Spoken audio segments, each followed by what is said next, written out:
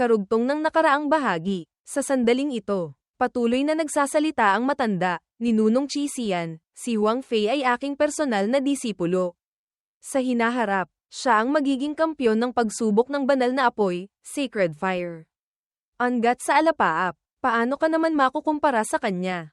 Nang makita ito, mabilis na nagsalita si Xiaoyu, may banal na apoy din si Qinyu. Ang manggana sa pagsubok ay tiyak na si Qinyu. Sabi ng matanda, ang talinghagang ito. Nahulog din pala ang batang ito. Naisip ni Qinyu, ang matandang ito. Mukhang pinupukaw niya si Xiaoyu. Pero ang totoo, gusto niyang guluhin ang isip ko. Hikayatin akong sumali sa pagsubok ng banal na apoy. At pagkatapos ay gamitin ang pagkakataon para patayin ako. Pero sakto lang ito sa gusto ko. Paano ko palalampasin ang pagkakataong ito? Magaling magsalita, sabi ng matanda.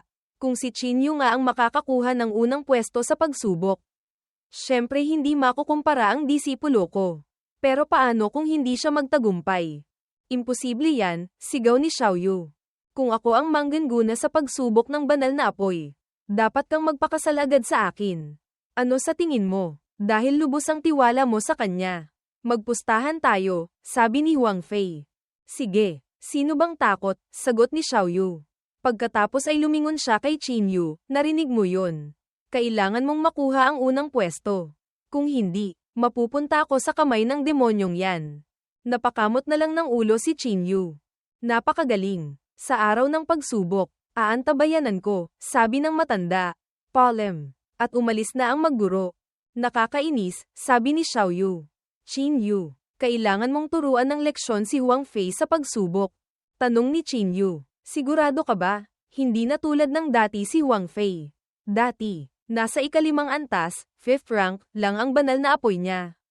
Pero ngayon, umangat na ito sa ika-6 na antas, 6th rank. Malapit na ngang umabot sa ika-7 antas, 7th rank. Ano naman kung malapit na sa ika-7 antas, sagot ni Xiaoyu. Bago na pagtanto ang sinabi. Ano? Ika-7 antas. Bakit hindi mo sinabi agad? Tama, sabi ni Qinyu. Sa ngayon, wala talaga akong paraan para talunin siya. Mukhang kailangan mo nang magpakasal sa kanya. Nang marinig ito, napaluhod si Xiaoyu. Patay na. Bakit ba ako naging padalos-dalos? Ang tanga ko talaga. Nang makita ito, mabilis na namagitan si Prince Zenon. Haha. Kapatid, huwag mo nang biruin pa si Xiaoyu. Kung ikukumpara sa'yo, kahit ika-6 o ika-7 antas pa yan. Wala namang gaanong pagkakaiba. Hindi ba? Tumawa lang si Qinyu.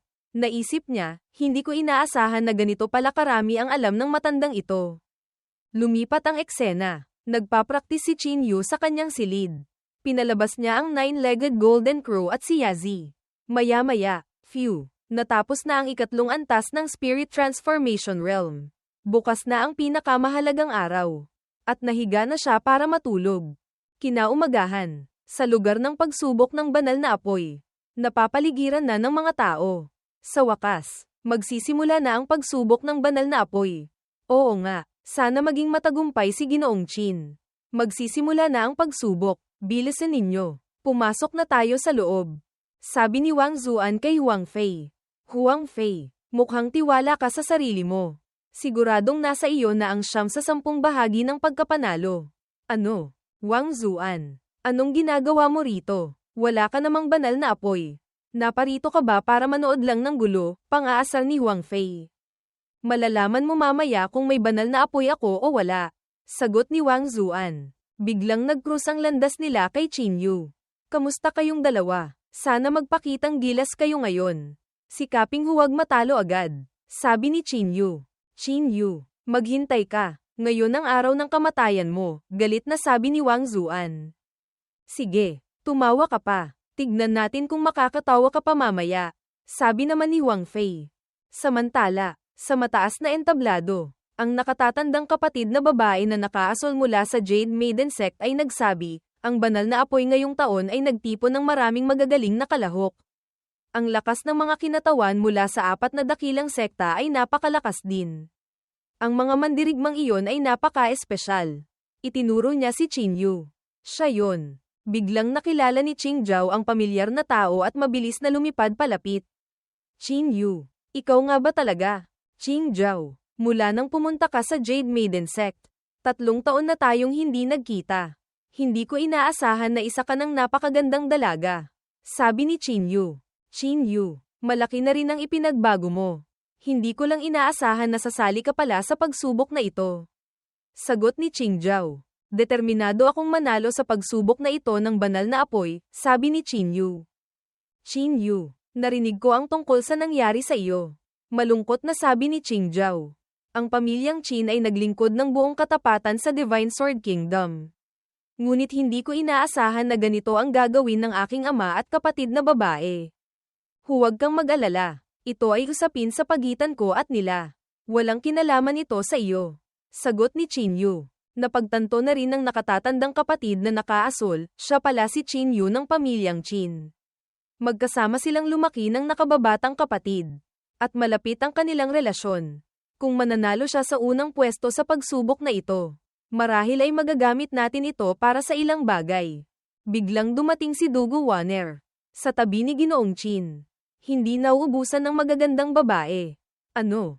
Haha, Waner, masyado kang mapuri, sabi ni Chinyu. Kung gayon, mauuna na ako. Kailangan kong magsikap sa pagsubok ng banal na apoy. Huwag kang mag-alala. Ang unang pwesto ay tiyak na mapupunta sa akin, sagot ni Chinyu. Sabi ng nakatatandang kapatid kay Qingjiao. Nakababatang kapatid, kung talagang mananalo si Chinyu sa unang pwesto, kailangan nating umasa sa iyo. Qingjiao. Biglang nagkagulo ang mga tao. Tignan nyo, sa wakas, dumating na siya. Ang babaeng iyan ay si Cho Hanyi ng Ice Soul Sect. Nakikita nyo ba? Iyan ang walang kapantay na henyo ng Ice Soul Sect na lumilitaw lamang kada 100 taon. 16 na taong gulang pa lang ay nasa ika-5 antas na ng Spirit Transformation Realm. At mayroon pang ika-6 na antas na banal na apoy. Si Cho Hanyi, nagkulong sa pag-eensayo ng 3 taon. Hindi inaasahang naging isang kagandahan na. Noong nakita ko siya noon, isa pa lamang siyang batang tumutulo ang sipon. Dumaan siya kay Chinyu at nagsabi, may ugnayan ako at ang pamilyang Qin. Sa hinaharap, kung may kailangan kang tulong, hanapin mo lang ako. Ngunit kung magkakaharap tayo sa pagsubok na ito, hindi ako magpapakita ng awa. Ilang sandali pa. Kamusta? Kamusta? Isang babaeng may sungay sa ulo ang lumitaw. Kamusta? Bati ni Chinyu. Naisip ni Chinyu, gaya ng inaasahan. Dumating din siya. Sa nakaraang buhay, siya ang nanalo ng unang pwesto sa pagsubok ng banal na apoy. Si Luodi. Napaka-misteryoso ng babaeng ito. Sinasabing isa siyang nag-iisa na mandirigma, rogue cultivator. Sa nakaraang buhay, nanalo siya sa pamamagitan ng lubos na pangingibabaw. Ang sarili niyang lakas ay umabot na sa ika-9 na antas ng Spirit Transformation Realm. At ang kanyang banal na apoy ay hindi bababa sa ika-8 antas, 8th rank. Ngunit ang kakaiba ay, mula nang manalo siya sa pagsubok, naglaho siya na parang bula. Walang sino mang nakakita sa kanya muli. Sa buhay na ito, kailangan kong obserbahan siyang mabuti kung ano talaga ang pinagmulan ng babaeng ito. Malapit na ang oras. Lumipad pababa sina Ninunong Qisian at Prince Zenon.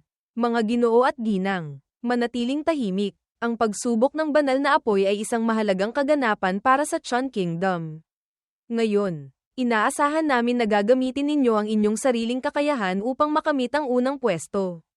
Inaanyayahan ang mga kinatawan ng 4 na dakilang sekta na umakyat sa entablado. At umakyat na ang 4 na kinatawan mula sa 4 na dakilang sekta. Sabay-sabay nilang inilabas ang kanilang espiritual na enerhiya. Pagkatapos, isang malaking espiritual na bato ang unti-unting lumitaw. Ito ang bato ng banal na apoy ng kalangitan, Heavenly Heart Sacred Firestone.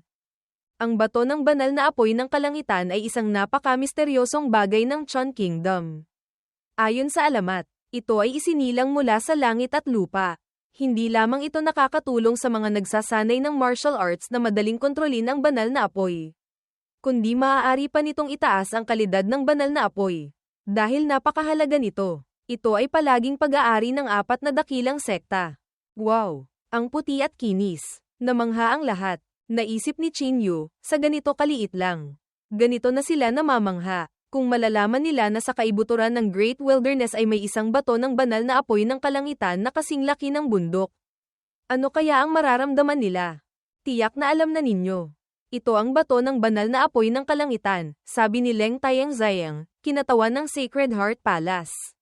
Para sa mga may banal na apoy, ito ay napakahalaga. Ang batong ito ay pag-aari ng 4 na dakilang sekta.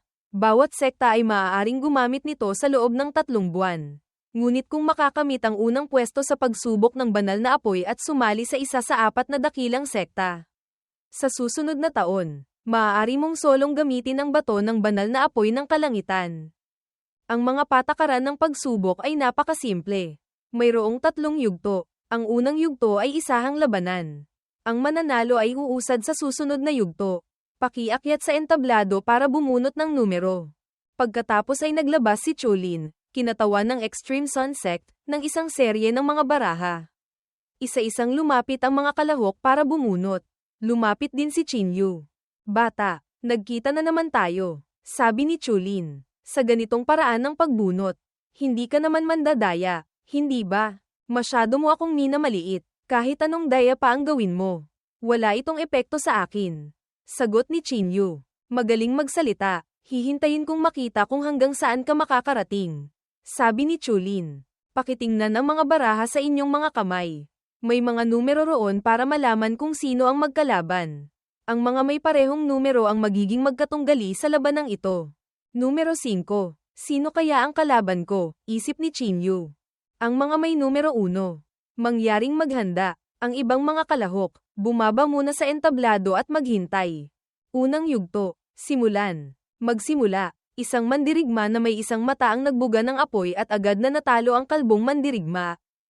Unang antas, first rank, na banal na apoy.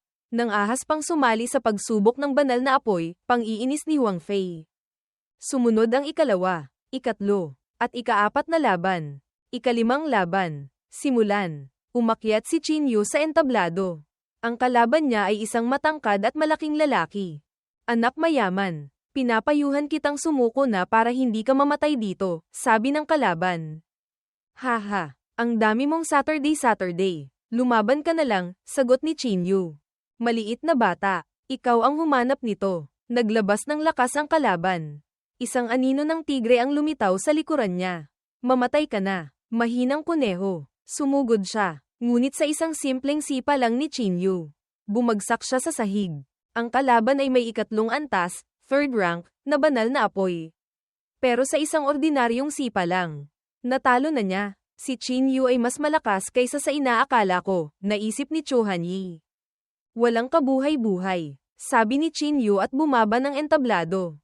Anong ipinagmamalaki mo? Mamaya, tatadterin kita, galit na sabi ni Wang Zuan. Ika-6 na yugto, nanalo si Huang Fei. Ika-7 yugto, nanalo si Wang Zuan. Ika-8 yugto, nanalo ang babaeng hindi pinangalanan, Luo Di. Ika-9 na yugto, nanalo si Cho Hanyi. Mga ginoo at ginang, mukhang masyadong nakakabagot ito, sabi ni Cholin. Bakit hindi tayo magbukas ng isang pastahan?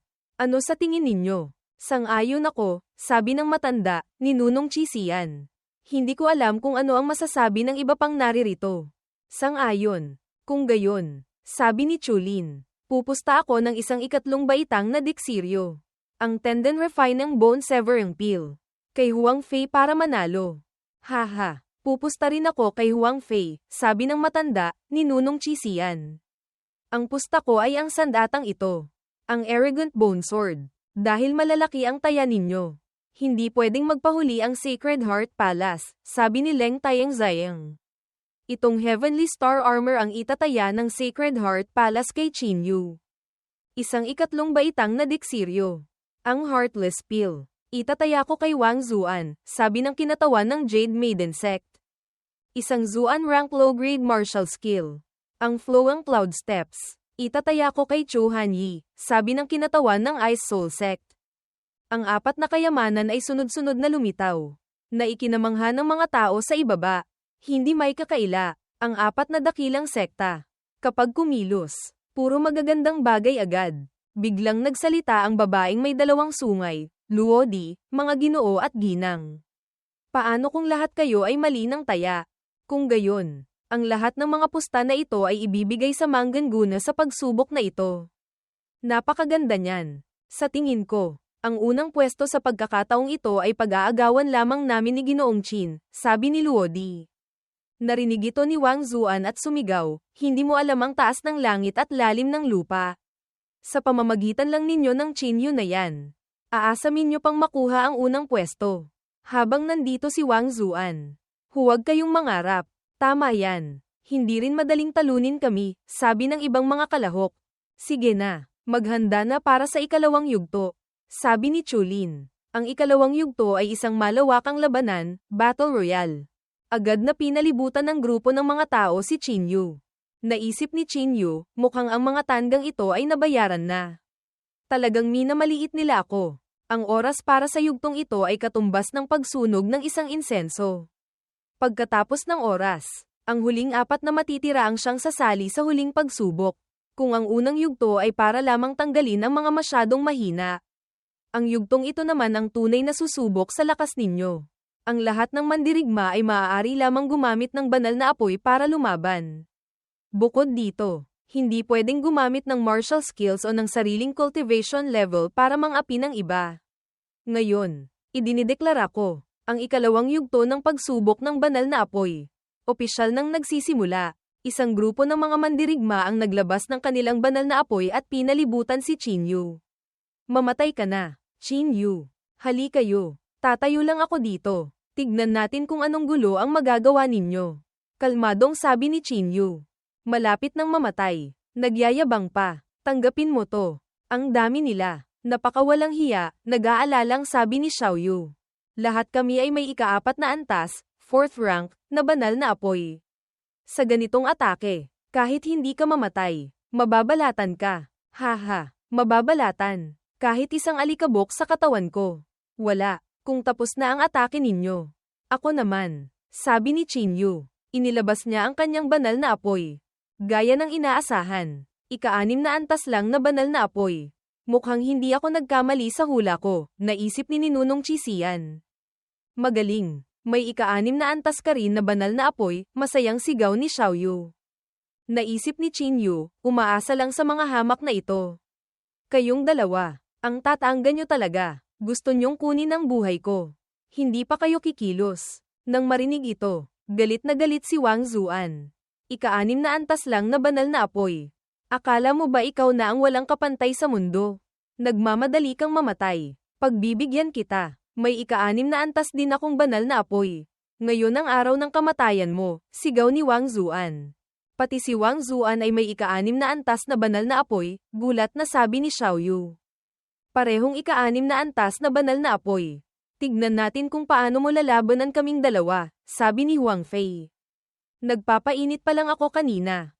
Sino ang nagsabing ika-6 na antas lang ang banal na apoy ko, sabi ni Qin Yu. Bigla niyang inilabas ang buong lakas. Nagpakita ang 9-legged golden crow at kinagat ang dalawang banal na apoy ni Huang Fei at Wang Zuan. Nang makita ang eksena, napanganga ang matandang si Chisian. Ang lakas na ito. Ika-7 antas. Ika-8 antas. Hindi. Ito ay ika-9 na antas, 9th rank, na banal na apoy. Ika-9 na antas na banal na apoy. Kahit ang sect master ng Extreme Sun Sect ay nasa ika-8 antas lang. May ika-9 na antas siyang banal na apoy, natakot si Wang Zuan. Ika-9 na antas na banal na apoy. Sa kasaysayan ng Chun Kingdom, ang bilang ng mga nagkaroon nito ay mahigit 10 lamang. Ang pinakamahina sa kanila ngayon ay nasa tuktok na ng Void-Breaking Realm. Hindi lang sa Chun Kingdom. Kahit sa buong kontinente, sila ay mga nilalang na nasa tuktok. Haha, napakagaling. Hindi ko inaasahan na sa Chun Kingdom natin ay lilito din ang isang anak ng langit na may ika-9 na antas na banal na apoy, sabi ni Prince Zenen. Ika-9 na antas pala na banal na apoy. Kahit si Master ay nasa ika-8 antas lamang. Ang mga tagumpay ni Ginoong Qin ay tiyak na lalampas kay Master. Qin Yu, ito ba ang pagkakataong nakuha mo sa Great Wilderness? Masayang naisip ni Qing Zhao. Ama, para makaakyat kasama ang Zhao Immortal Clan. Pinili mong isakripisyo si Qin Yu. Ngunit sa huli, ikaw pa ang nagdusa ng kamatayan. Ang ating Divine Sword Kingdom naman ay nawalan ng isang anak ng langit. Ama, kung malalaman mo ito sa kabilang buhay, magsisisi ka kaya? Bumalik ang eksena kay Qin Yu. Kayong dalawa, Ginamit niyo ang lahat ng paraan para patayin ako. Nakakalungkot lang na sa harap ng ikasyam na antas na banal na apoy. Wala kayong magagawa. Sumugod ang nine-legged golden crow at pinatalsik sila. Hindi ko kayo papatayin ngayon dahil may halaga pa kayo. Hintayin niyo ang araw na magbukas ang sinaunang mga guho, ancient ruins. Iyon ang araw ng kamatayan ninyo. Ang pagsubok ng banal na apoy ay dapat nang matapos. Bumuo si Qin Yu ng isang malaking bola ng apoy na ikinagulat ng lahat. Ano ang binabalak niyang gawin? Ang apoy na ito, Nine Heavens Annihilation Fire. Mukhang tama ang pagpunta ko sa mundo ng mga tao sa pagkakataong ito. Naisip ni Luodi. Samantala, ang bola ng apoy ay palaki ng palaki. Nine Heavens Silent Destruction. Inihagis ito ni Qin Yu pababa sa entablado. Isang malakas na pagsabog ang umalingaw-ngaw. Ang lahat ng natitirang kalahok ay natalo na. Tanging si Chu Hanyi. Qin Yu, isa ka talagang baliw, sabi ni Chu Hanyi. At ang babaeng may dalawang sungay, Luodi, ang natira. Sabi ni Ama, hindi nga nagkamali. Ang mundo ng mga mortal ay talagang nagbibigay sa akin ng maraming kasiyahan. Sabi ni Luodi. Ngunit dahil sa pag-iwas sa atake kanina, tumalon na rin palabas ng entablado ang dalawang babae. Sa entablado, si Qin Yu na lang ang natira. Biglang gumapang na bumangon si Huang Fei. Taglay ko ang ika-6 na antas na banal na apoy. Pero hindi ako ang mangganguna. Si Qin Yu, isang hamak na itinakwil ng Divine Sword Kingdom. Anong karapatan mo? Gusto kitang patayin. Ano naman kung may ika-9 na antas kang banal na apoy? Isa ka lang basura na nasa unang antas ng Spirit Transformation Realm. Ang unang pwesto ay dapat sa akin. Walang sino mang makakapigil sa akin. Inilabas niya ang kanyang espiritual na enerhiya at mabilis na sumugod kay Qin Yu. Qin Yu, mamatay ka na para sa akin. Dahil gusto mong mamatay, pagbibigyan kita. Nagpakita si Yazi at pinatalsik siya palayo. Sa mukha siya ng dugo. Bakit hindi ko siya mapatay? Isa lang siyang basura. Dapat nasa ilalim siya ng mga paa ko. Hindi ako makapapayag. Biglang lumipad ang War God Spear. Tumusok sa kanya at ipinako siya sa pader. Unang antas na immortal weapon. Kaya pala, ang nakatagong enerhiya na nakita ko noong araw na iyon ay mula dito, nagulat na sabi ni Ninunong Chisian. Qin Yu, hindi lang taglay ang ika-9 na antas na banal na apoy, kundi mayroon pang unang antas na immortal weapon. Qin Yu, naglakas loob kang patayin ang taong prinoprotektahan ng aking Extreme Sun Sect, nag-apoy sa galit si Chulin. Kung kaya niya akong patayin, bakit hindi ko siya pwedeng patayin? Kung mag-iingay ka pa, isasama na rin kita, sagot ni Qin Yu. Napakayabang na bata, gusto ko ring makita kung paano mo ako papatayin. Biglang pinigilan siya ni Leng Tianxiang. Tumigil ka, si Ginoong Qin ay taong pinapahalagahan ng aming Sacred Heart Palace. Kung gusto mong kumilos, kailangan mo munang itanong kung papayag ako. O baka naman pati ang Sacred Heart Palace ay hindi mo na rin nirerespeto. Tianxiang, hayaan mo siya, sabi ni Qin Yu. Kung gusto niyang sumama kay Huang Fei sa kabilang buhay, ihahatid ko siya. Ikaw ang humanap ng kamatayan mo. Lumipad si Chulin pataas. Ginamit ang Zuan Rank Middle Grade Martial Skill, Extreme Sun Divine Yang. Nang makita ito, natakot si Leng Tianxiang. Ano? Extreme Sun Divine Yang. Iyon ang martial skill na tanging ang mga nasa ikatlong ranggo pataas lamang sa Extreme Sun Sect ang maaaring matutunan. Napakalakas nito. Kapag naabot ang perfection, maihahambing ito sa Zuan Rank High Grade. Ipagpalagay ng nagising mo ang ika-9 na antas na banal na apoy at natalo mo si Huang Fei. Pero sa harap ng aking Zuan Rank Middle Grade Martial Skill, isa ka lang langgam, mamatay ka na. Ang atake ay bumulusok pababa. Bilang sagot, ginamit ni Qin Yu ang Earth Rank High Grade Technique, Nine Heavens Divine Thunder Palm. Earth Rank Martial Skill, masayang sabi ni Qing Zhao. Talagang Earth Rank Martial Skill, humanga si Leng Tianxiang. Qin Yu, gaano pa karami ang mga alas mo? Lubos na nagulat si Xiaoyu. Ang pagkakataon sa Great Wilderness. Ganito pala kalakas. Ang mukha ni Ninunong Chisian ay naging napakapangit. Tinamaan ng palad si Chulin. Bumagsak siya at nawalan ng kakayahang lumaban. Ang Divine Sun ng Extreme Sun Sect. Hanggang dyan lang pala. Sumama ka na kay Huang Fei, sabi ni Qin Yu. Ninunong Chisian, bakit hindi ka pa kumikilos? Kapag namatay ako, paano ka magpapaliwanag sa Extreme Sun Sect? Sigaw ni Cholin. Qin Yu, hanggang dyan ka na lang. Naglabas ang matanda ng isang singsing at itinira kay Qin Yu. Agad na tinawag ni Qin Yu si Yazi. Nakinagat at winasak ang sandata ng matanda. Samantala, walang tigil sa pagbugbog si Qin Yu kay Cholin. Sabi ko na, kailangan kitang isama kay Huang Fei. Hayop ka, Qin Yu. Una, pinatay mo ang mahal kong disipulo. Ngayon naman pinatay mo ang Divine Son ng Extreme Sun Sect. Nakagawa ka ng kasalanang sukdulen. Kahit pa nagising mo ang ikasyam na antas na banal na apoy. Hindi ka namin maaaring hayaang mabuhay ngayon, sigaw ni Ninunong Chisian. Haha, ang galing mong magsabi na hindi ako maaaring hayaang mabuhay. Matandang aso, akala mo ba hahayaan kitang mabuhay? Pinatay mo ang pinakamamahal ko. At ginamit mo pa ang lahat ng paraan para hiyain siya. Ikaw at ako. Hindi tayo maaaring mabuhay sa iisang mundo, sabi ni Qin Yu. Naisip ng mga tao, kaya pala. Matagal nang may alitan si Qin Yu kay Ninunong Chisian. Pero sino kaya ang pinakamamahal niya? Hindi ko inaasahan na ganito pala kalaki ang galit mo sa akin. Ano, sabi ni Ninunong Chisian. Haha, bata ka pa pero napatay mo si Cholin. At taglay mo pa ang ikasyam na antas na banal na apoy at earth rank technique. Tunay ngang isang anak ng langit. Sayang nga lang, matagal na akong nasa tuktok ng spirit transformation realm. Ang pagpatay sa iyo ay parang pagpisil lang ng langgam. Inilabas niya ang kanyang espiritual na enerhiya. Isang anino ng malaking bungo na napakakakaiba ang lumitaw. Pagkatapos ay inilabas niya ang unang antas na immortal weapon, ang Purple Demon Immortal Whip. Unang antas na immortal weapon. Ang Purple Demon Immortal Whip. Dagdag pa ang Zuan rank high-grade technique. Mukhang determinado na siyang patayin si Qin Yu. Sa harap ng ataking ito, tinawag ni Qin Yu sina Yazi at Nine-Legged Golden Crow para sumangga. Nagbanggaan ang dalawang panig. Isang malakas na pagsabog ang umalingaw-ngaw. Tumalsik si Qin Yu palayo.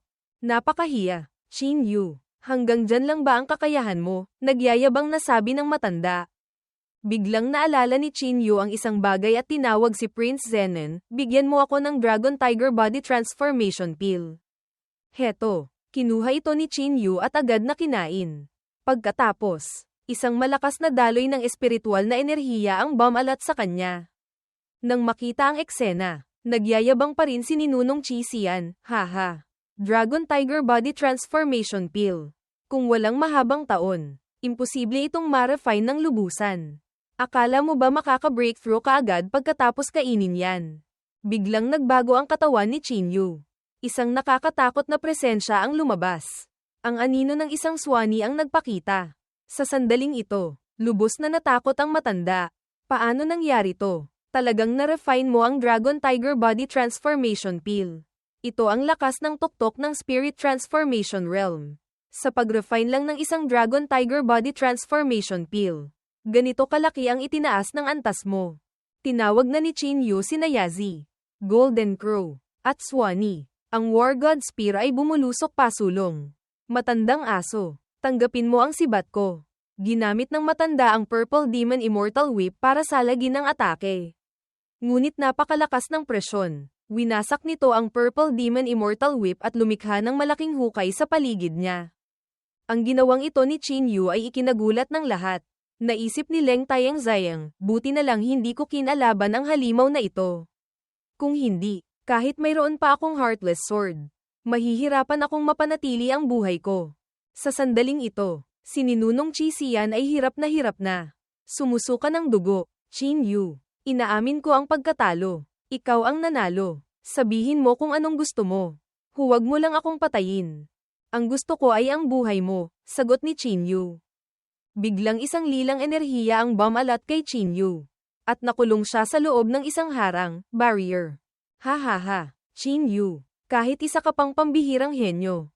Napakabata mo pa, maraming taon kong ginugol. Nagbuhos ng dugo at pawis para likhain ang formation na ito. Kapag nakapasok ka dito, ang kaluluwa mo ay patuloy na masisira. Magiging isang walang lamang sisidlan ka na lang. Haha, nagyayabang ang matanda. Nabuhay ako ng mahigit 100 taon. Hindi na mabilang ang mga napatay ko. Akala mo ba, dahil may kaunting kakayahan ka, Mapapatay mo na ako. Hintayin mong masira ko ang kaluluwa mo.